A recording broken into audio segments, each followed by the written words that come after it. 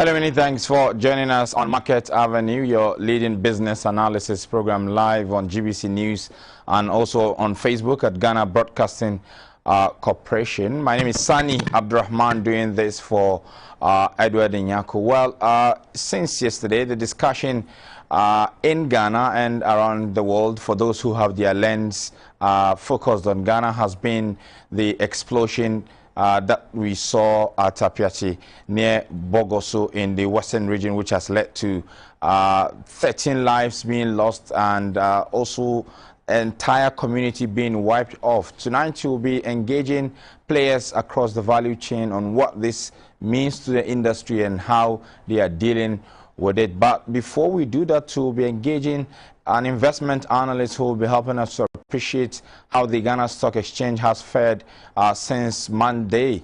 Also, before we do that, to pick the biz language for today before we return to speak with the investment analyst.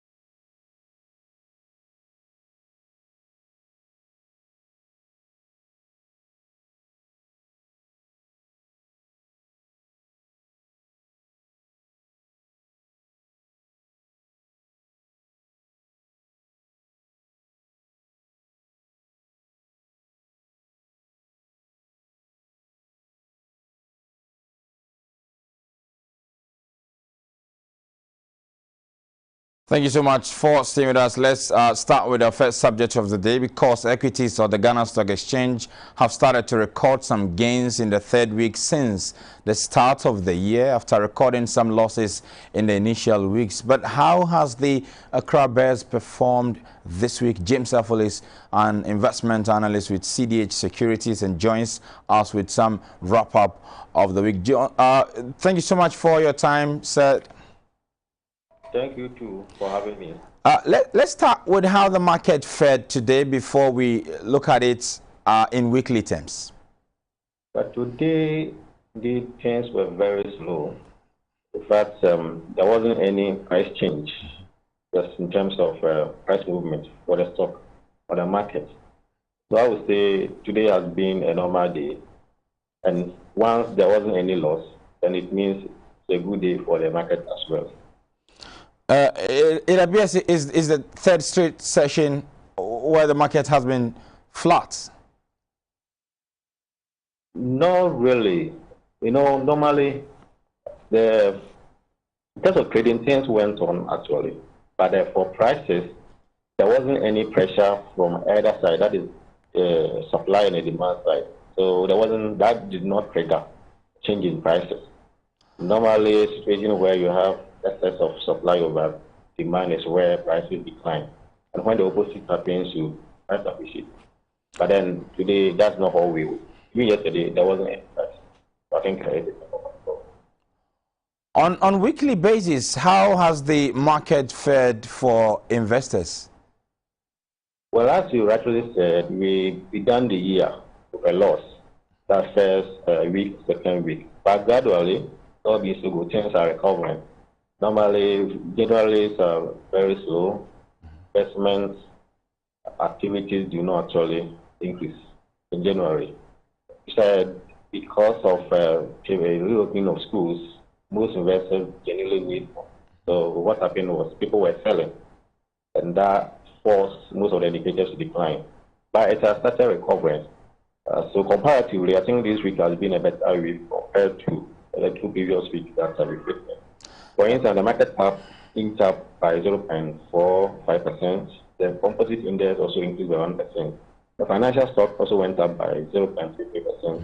And the year-to-date return, which measure the performance of the market from 1st January to date, also increased from negative 98% to 0.1%. So I think it's been on the right path. The market is recovering.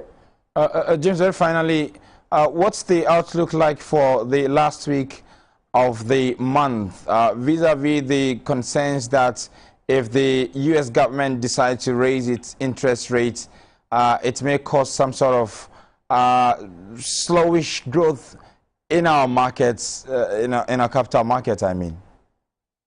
Yes, normally, because stock market normally, activities on the market tend to be affected when interest rate increases. Higher interest rates compel people to patronize investment in fixed income market, notably the bonds and the T-bill. But I don't think the rates are going up. Though TB rates have increased marginally, but that has not affected positively, or it has not affected the market anyway. And by the bid and offer dynamics that we have, I think the confidence level is that and patronage of the capital market is also in. Okay. So I expect price to appreciate marginally the coming weeks as well. Thank you so much for the analysis there. James Affle is an investment analyst with CDH Securities. Now, at least 13 people were killed and scores injured when a van carrying explosive at Apiati near Bogoso exploded on Thursday, wiping off the farming community. Scores of residents have been injured, with some in critical state. Hundreds of houses were affected, some of which were completely destroyed. A police-led investigation team is ascertaining the cause of the deadly blast, with the state vowing to ensure the prosecution of persons or entities found to have been negligent in the process. Government has presented the first batch of relief items to the community and has pledged to rebuild the destroyed houses. Conversations about compensations to the victims have also dominated discussions since yesterday. And the Chief Operations Officer of Bedrock Insurance, Georgia Day, has been explaining how the victims can get the companies involved to compensate them for their losses. If the policy that picks up this liability, within that policy, steps would have been stated that when such a thing happens, this is what should be done. Now, in a case of this magnitude, it will be very difficult to get individuals. Okay. And so usually you have the people coming together and you realize that if the peer in this instance, opinion leaders in the environment that the thing has happened to be involved, you have the mining company being involved, and maybe discussion will be done, and then based on the insurance. Now, insurance will say that in the event of a loss occurring, such as what has happened, the total amount they are looking. In that case, no matter the number of people that are injured or who died, or property was damaged, that becomes the maximum amount that the insurance company will do. So that is why it is important for the affected people to come together, and then once they are together, if the amount of people in case that the insurance, which I believe there should be, then that money will be spent among the people so that no one person, that company, can take the money.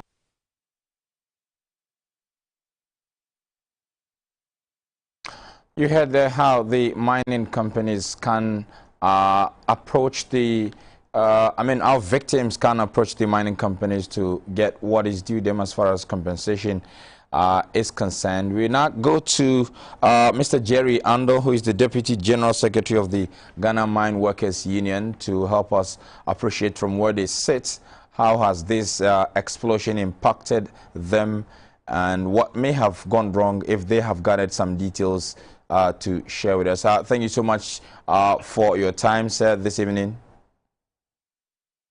Good evening. First of all, I want to pick your thoughts about what has happened so far before we settle for some specifics. Okay.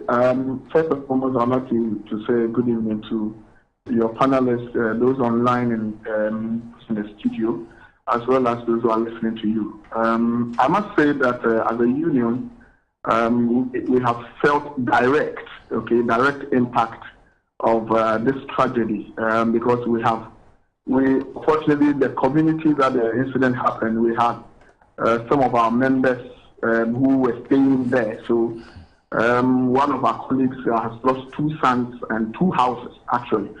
So as a union, we do not take lightly what has happened. We commiserate with the families of the people within the community. And we believe as a progressive union that we need to drill down on what happened, where we were, where we are now, and the way to go forward. The most important thing for us now is to look at what went wrong. There's a history with mining in Ghana. The question we ask ourselves is, this is the biggest and the most public accident that we've had when it comes to explosives in Ghana. We have been mining for years, I mean decades, if I should put it that way. Why now? Why are we having these lapses now? What is happening? So as a union, we are keenly following what is happening. We would come out as a union when the investigations have been done. We have heard from the police, we have heard from the company, so we have been hearing snippets from the community members themselves. We know what governs explosive possession, transport, usage, the sale itself, and then the storage of explosives in the mining industry. And so we are keenly and very, very much interested in what is happening, especially when it has a direct bearing on our membership and then the community that surround these mining companies. So in a nutshell, that is the expectation and our keenness on what is happening now. It's a big tragedy for the mining industry, something that has not happened, in fact, since I was born. Okay, I've not, and the history we have not had something of this sort in a public domain like that before. Would you say the mining industry, for that matter, players across the value chain, are upholding or adhering to the highest level of safety standards? Because there have been concerns that some of these contractors are not adhering to LI 2177, which regulates how some of these sensitive materials should be handled. Well, first and foremost, the mining industry itself is the highest in terms of skills when it comes to safety standards. Okay, so the world top safety standards are adhered to in Ghana and worldwide. And you know, I'll give you a history. The act itself that brought about the LI, okay, so you have 2006 we had the act, okay, Minerals and Mining and Minerals Act, and then 2012 we had the LI, okay, that is the Mining and Minerals Explosive LI. Now, prior to 2006, we have been mining for tens of years, okay, and we don't have that. And what we see clearly happening is about business models. Now, the reason why we were not, or Ghanaians were not exposed to the transport or conveying of these explosives was that almost all the mining companies we had prior to that time had their plants, their magazines on the mine. So what happens is that you have a plant that will do the mixture for the amphor that was being transported, okay? So you have an amphor that is ammonium nitrate, 94%, and you have diesel or fuel that is about 6%. Now, the plant that would do the mixture and have this explosive is on the mine site. Then you have the magazine that keeps the detonators. Prior to, let's say, 20 years ago, almost all the mine sites had their own magazines and they had their own plants. Now, when business models started changing, what it means was that you would have a company that is sitting in Anglo Gold or Boise that has gone to win a contract in, say, Persis Mining, I am fully on explosives. So what it means is that I have a plant in Wasi. I will now do or manufacture my explosives and then transport it to Ayamfuri to go and discharge. Okay? So the LI came to regulate when, of course, Ghana realized that the transportation. Hello, Mr. Ando, time will not permit us for the history. I just want to, if you could wrap up quickly on the point for me. We do not have much time. That you asked me a question whether there's the proof that these companies, okay, service providing companies, have not been adhering to the LI. Yeah. But in this case, the Ghana Police Service is coming up. For now, we will take their word that indeed the processes were followed, because the moment NACOM gives you go ahead, the Accra Police Head Office will give a go ahead to the district that look, these guys have the permit to transport. Now the question is, you are supposed to have a policeman. It's not just a police escort. The escort needs to contain a blacksman who is the technical director, okay, who is supposed to, for instance, even if the road that you are applying, okay, has so many potholes, the director should be able to tell you that, look, we are moving at 50, let's move at 30, so that we will be able to sustain the explosives that we have. Okay. Was that one present? So these are the problems that we have. Okay. Very finally, too, Professor Koku Azar made a post on Facebook, and I want to share with you and base my question on that. He says it requires the vehicle compartment in which explosives are transported to be covered with sheets, metal, and lined with treated wood to render it non-inflammable. And in this instance, if this protocol has been followed, do you think what we are seeing would have happened? Once again, I would like to be cautious on this end to see whether indeed the information that he put out there is the correct one, because if we want to go that way, if indeed the sheathing of the tank itself, okay, exposed it to be flammable at the time that it was. But you see, I would want you to look at one of the videos, the one that the gentleman was filming before the explosion. Now, I quickly want to give you how AMFO works. When we put the AMFO, you put the AMFO in the holes on the mine site or in the pit. You link them up with a trigger. Okay? You link them up with a trigger, which is supposed to be the detonator. Okay. Then you announce to everybody within the perimeter that you have actually earmarked that leave, because this is a blasting time. Now the person who will actually start the detonator is made in such a way that it would have to travel a long distance, generate the heat to be able to hit the AMFO for blasting. Okay. Now that person who will start the detonator would have to drive up with outside before blasting would actually happen. Okay. So if you could see the video, you will see that the car was burning before the explosion. You need a temperature of more than 200 degrees Celsius to detonate. Okay. You understand? So while it was burning, it had not reached where it would detonate. So the people moving towards it, they were moving, and the heat was being generated until it got to where the trigger point was. Okay, and then it detonated. Mr. Ando, I'm afraid. So when you look at this in that manner, okay, when the report comes out, we will know whether the heating. Thank you so much, sir. We'll make time to extend the conversation. I'm afraid that's all time will permit us. In this session. When I joined you, were talking about compensation. So I hope that maybe in the next we will extend. We have to make way for our major news bulletin. We'll extend the conversation with you certainly another time. Thank you so much. Jerry Ando is the Deputy General Secretary, Ghana Mine Workers Union, and has been helping us to appreciate some of the dynamics within what happened since yesterday. My name is Sani Abdurrahman. Join us same time Monday as we come your way with the major business event of the day. Until then, enjoy your weekends.